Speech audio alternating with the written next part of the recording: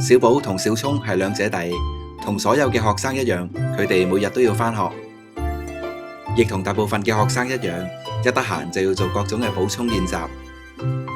佢哋間唔中都會唔識做㗎，咁就唯有揾媽咪或者補習老師幫忙啦。但係媽咪唔得閒喎，Miss Wong 又唔方便講電話，咁佢哋兩個就唯有唔識都繼續做啦。媽咪返嚟啦，梗係要檢查下佢哋做成點啦。家姐其中嘅一條問題係揾 X 嘅數值，佢竟然咁答。咁小聰又做成點啊？小聰嘅其中一條問題係，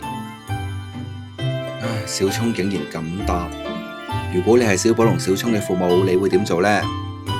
一、買多啲補充練習俾佢哋做，希望佢哋有朝一日會開竅。二、請一個補習老師全天候24小時候命。三、索性辭咗份工自己教，定係 Ampersand 615呢？